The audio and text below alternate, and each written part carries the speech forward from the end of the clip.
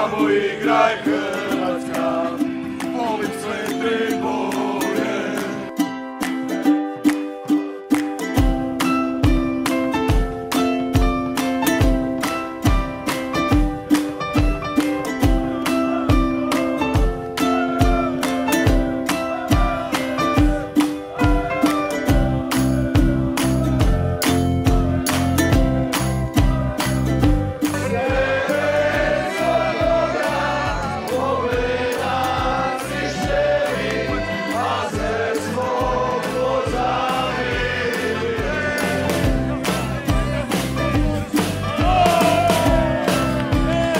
Samo još jedan od sportova uz graničara i nogomet koji su izmislili Hrvati.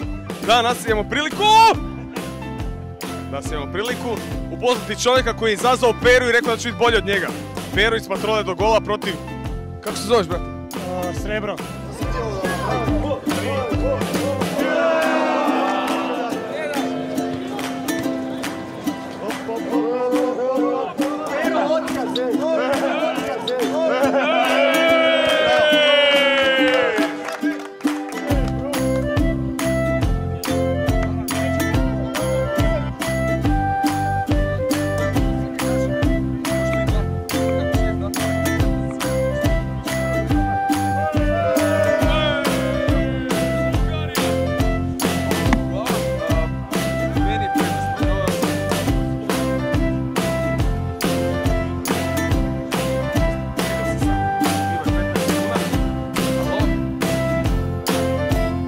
Koliko još do povratka? Pa ja se nadam da još ima dosta do povratka. Imam osjećaj kao da se tek zagrijavamo, kao da još nismo došli niti do optimuma, daleko od toga. Što kažete ovoga na Poznanj, na atmosferu? Pa na onoj prvi put kad smo igrali s Irskom je atmosfera bila fenomenalna jer su bile, naših je bilo otprilike toliko ili možda tek malo manje. A Iraca je isto bilo još više pa je bilo fenomenalno, a i sad je izvrsno, tako da grad je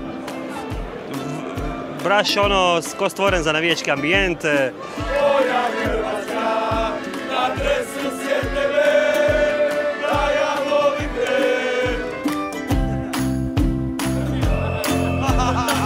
te. Poruka za naše navijače doma koji se nisu sudili doći ovdje, koji im kriju.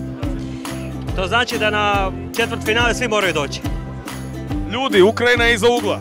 Hvala puno na svemu, vidimo se na terenu.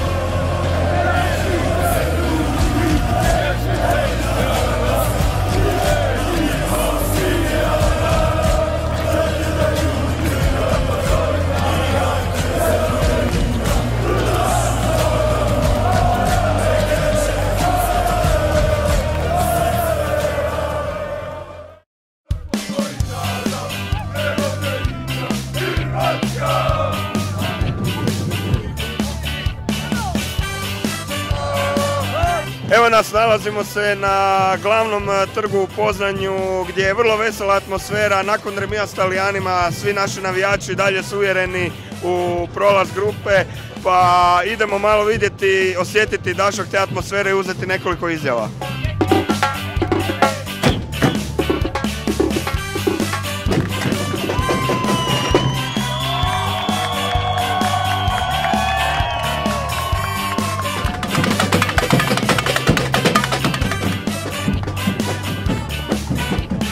U ovoj ludoj atmosferi naišli smo na dva Riječana, pa evo dečki, dajte nam malo, recite kakvi su dojmovi s utakmice, atmosfere u gradu. Evo, bili smo na tekmi, oko nas je bilo samo hrvatskih navijača, bodrili smo ih maksimalno koliko smo god mogli, evo vidite po glasu kako smo ga izgubili. Bilo je ludo, Dva gola su pala na našoj strani, to je jedino bez, Italijani su zabili isto na našoj strani, ali idemo dalje, Sicer. Trebali smo pobijediti, bili smo bolji. Italijani su imali sreće, evo Pletiko se kiksao, Nema Italijana, samo mi smo, mi smo. Idemo dalje i to je to. Ja sam Dražen Antolić, novinar sportskih novosti, pratite patroladogola.com. Dobra zabawa w Poznaniu, chorwaccy kibice, patroladogola.com.